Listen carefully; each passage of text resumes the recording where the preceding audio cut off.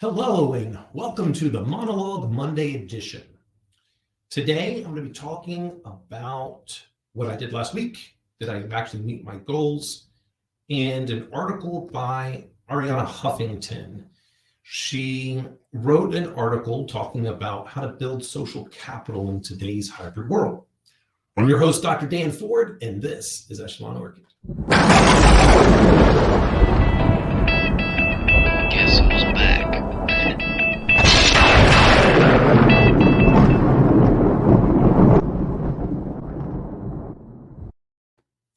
All right, so we're going to get right to it.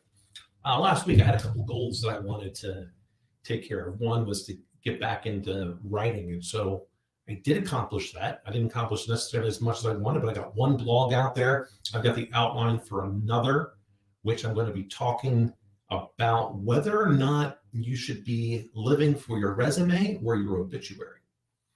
And I've got an outline for another chapter of my book that I'm looking to write, which, the Ninja and I have talked about several times.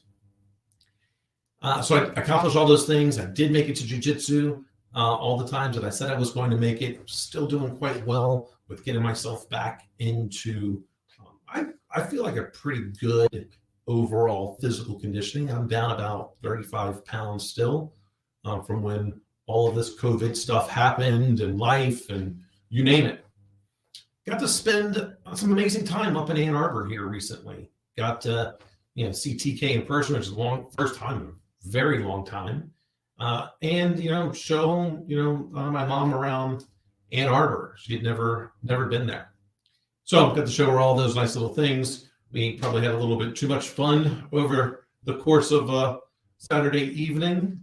So that led to not getting a Sunday show off like I wanted to. But hey, sometimes life happens and you just kind of have to go with it. Yeah, I've been reading a lot of articles recently on companies mandating everyone back into the workforce. First I'm going to say thank you to them. And that might not be the actual thank you that they were looking for, because I'm thanking them because people are just saying no, as they should. Employers that continue to treat their people like a number and like they own them are going to find out that they're going to lose really talented people very quickly. The companies are looking to adapt and make it to where, well, one, you don't have to work in person.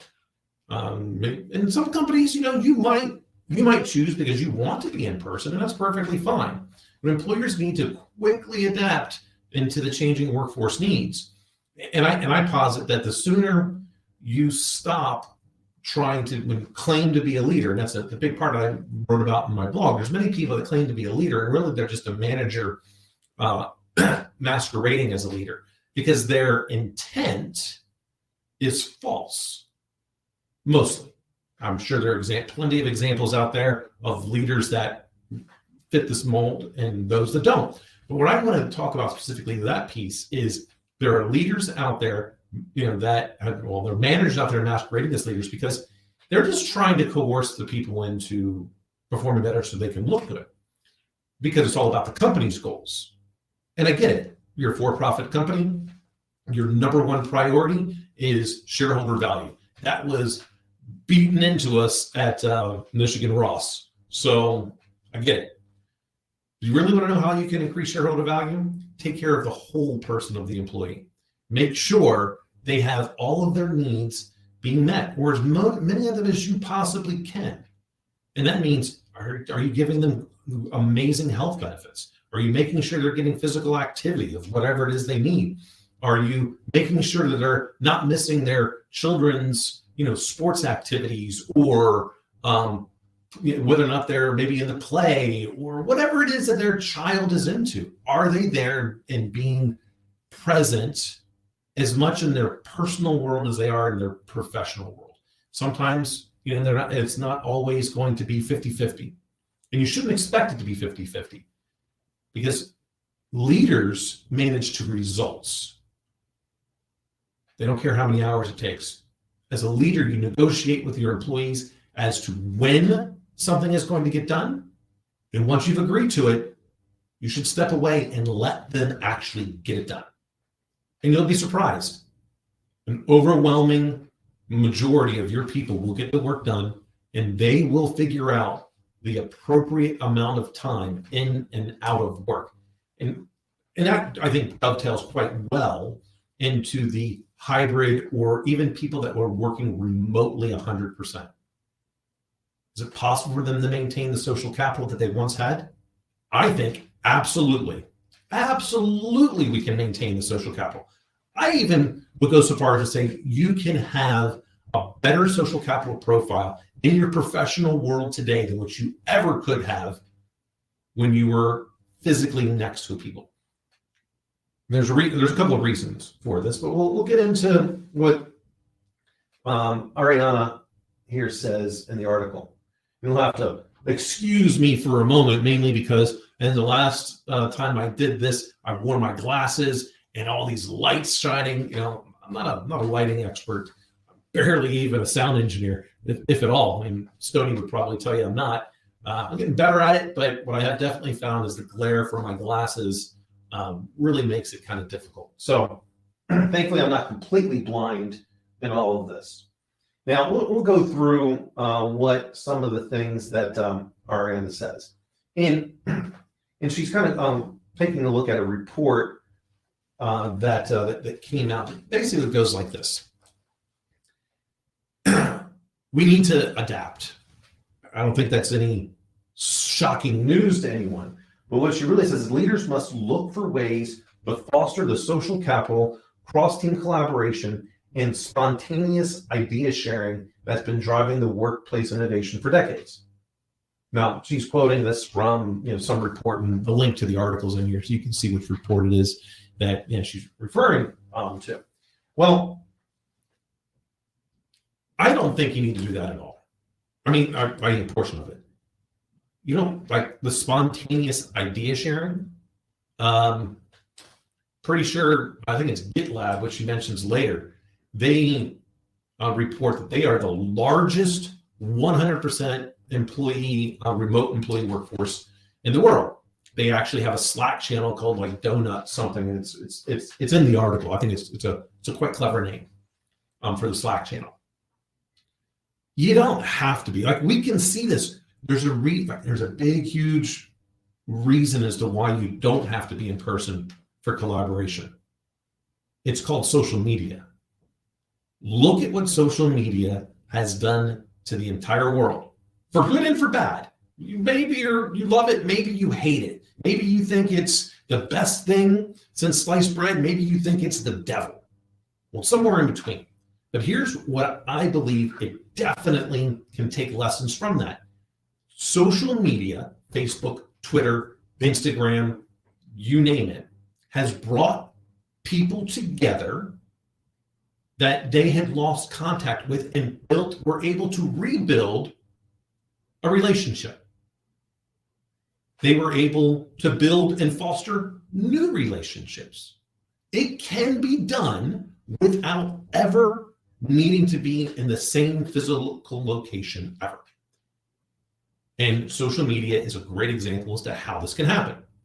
Now, as a leader, I think it takes a little bit more work on our part. But you know what? You said you're a leader, therefore you signed up for it. Our job is to make sure our people are performing at their most peak performance that they possibly can. The only way that happens is if they have a great personal life, because that will reflect the professional, and a great professional life because it reflects their personal. Make sure they're taking vacations. Make sure they're disconnecting. Please make sure they're disconnecting. Don't abuse the aspect that they're working remote and therefore you can just call upon them at any time. Now, there are always going to be the positions that they have to have set hours. I get that. You work in a customer service, a direct customer service position. You've got to be available during the times you're there. 100% understood. Some of those can still be remote, but hey, if you're working for a financial services and you happen to be in a branch, it's kind of hard to make that whole 100% remote. It's a little bit challenging, quite challenging, in fact. So don't try that. But you've got plenty of other positions that can be. And let them live their life. What's the worst that's going to happen? I mean, we've already been doing this for 2 years. And I'm taking a look at many of the different stock prices of these companies that are trying to force people back into the brick and mortar. Their stock prices haven't changed. As a matter of fact, it seems like they're still making a fair amount of money here. So what's the ulterior motive? I have my opinions. I don't necessarily know. Not sure. But we'll get into that. So first part is that getting back to that leader. It's your job to find interesting ways to be able to collaborate in a remote and hybrid environment. The same thought processes that created the problem of having to be in brick and mortar are not going to be the same thought processes that's going to make these companies thrive in a remote and hybrid workforce. Think differently. Here's how I would do it. And I think it's much simpler than what many people want to even ask. They don't want to think about, they don't want to ask the question. Get your teams together. Get them together and ask them, hey, what is the best way we can continue to collaborate and innovate, given that we are committed to a hybrid and remote workforce? It's a simple question. Ask all levels of employees, your junior level all the way to your senior level. You can actually create a survey if you're worried about whether or not they will tell you the truth. You can use anything from SurveyMonkey, Thought Exchange. There's plenty of them out there. Just ask. You might be surprised at some of the ideas that they are going to come up with. And then guess what? That idea, you get some that seem pretty good. You can put those right back out in another survey. Hey, what do you think of this idea? Rate it. Most likely to work, least likely to work, all the ones in between. And then start collaborating on those ideas. Where the idea starts is hardly ever where it's going to finish. So ask, see what happens. Your employees are your best source of information. The best source. Right? They had a whole TV show on this. I don't remember what it was, but it was basically something like, Undercover Boss or something along those lines. The CEO went undercover in his organization to go perform a job at a much lower level in order to get the ground truth. Because your employees are the best source of information about what you're doing well and what you're not doing well. So figure that out. So ask your employees. Then we'll get back to Ariana here for a moment, because there was that part, and she does kind of conclude, at least in that one particular point, in that you got to change. Definitely can be done. So, then, I don't like this part. She's kind of pitching her own company. All right, I get it. But maybe, I would prefer, don't pitch your product. Like, talk about solutions without mentioning your product. And I think coming from the vendor world at one point in time, I always felt that was better. Like, hey, this is the problem. Do we agree this is a problem? Great. Hey, do you agree these kind of things would be a solution? Wonderful. Leave it at that. Let them draw the conclusion of where you work. But that's just how I would do it. What do I know? Just a doctor. Let's see. So this is the part where she goes, we had rituals. And now those rituals no longer work. We've had rituals throughout the entire history of the world. At one point in time, there were rituals where we actually had human sacrifices. I'm pretty sure that's frowned upon today. We've had rituals amongst everything. In sports, we see rituals. Everywhere you look are rituals. Again, just to ask your people, like, what rituals would they like to have happen? Do you want to open it up to where maybe everyone kind of signs in at 9 a.m. on for whatever particular day, like kind of like having a stand-up, or maybe make it like, hey, 8:30, let's have virtual coffee. We're going to do everything for the next 30 minutes for whoever wants to show up, because we're not working at this moment. Whoever wants to show up, and let's just talk about whatever you want to talk about. Connect. You can connect with people in video. I believe that anyone says that you can't has never truly worked for a startup company in the last 10 years, because they do not have the money in order to afford big, huge amounts of brick and mortar infrastructure. They've figured it out. So too can you. So go ahead and do that. Let's see. Yeah, I think that's the big point that she makes, and I absolutely agree with that. Find some rituals that work. Try new things. I used to way back in the day. I had a whiteboard, and on the whiteboard it said failures, and I wrote down the failures. I wanted to really celebrate the failure. And someone asked me why one day, and I said, well, because I'm never going to do that again. It didn't work. I failed. So I'm just not going to try that one again. I'm going to go on to the next one. I think it's extremely important, even more important, to know what you're not going to do versus what you're going to do. So this way you just know, hey, I'm just never going to do that again. I know plenty of people that are like, hey, look, never jumping out of an airplane. Not going to happen.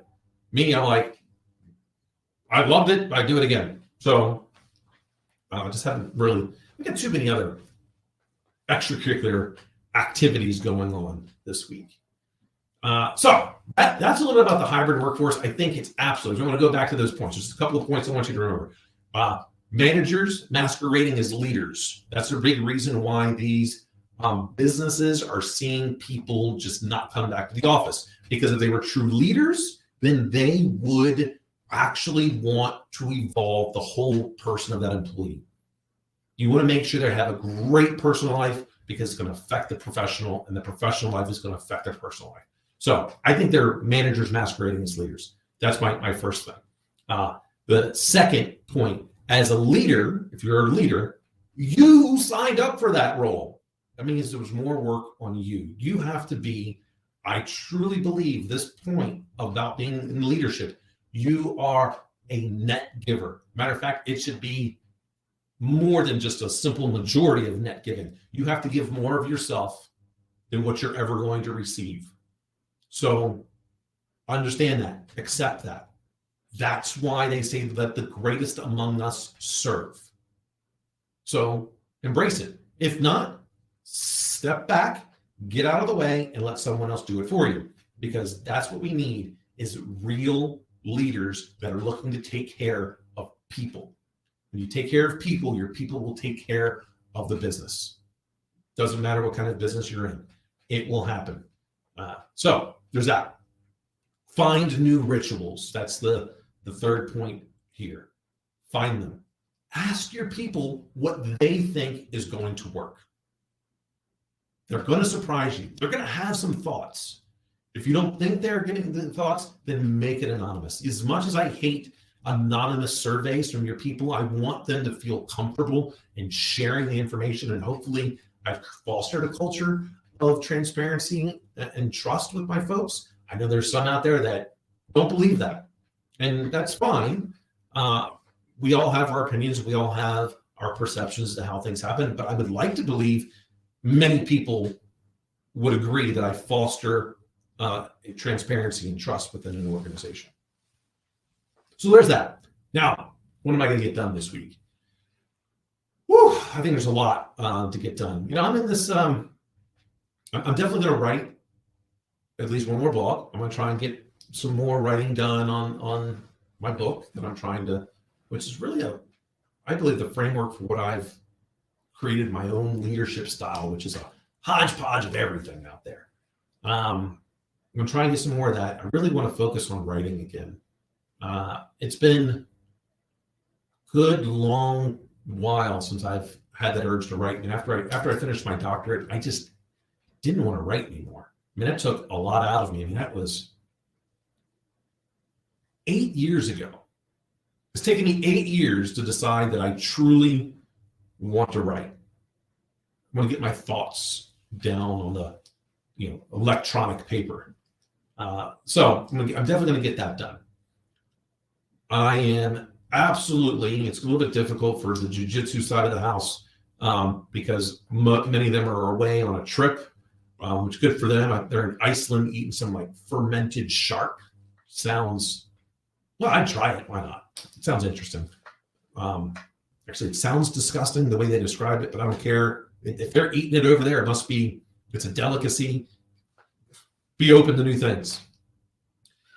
And I'd like to start working on actually building out my studio this week. That one might be tough. I'm going to get something, at least a portion of it done. I keep rearranging everything here, and it makes it really difficult to have anything consistent. But I'm going to try. That's my stretch goal. The other ones, I got to get some writing done.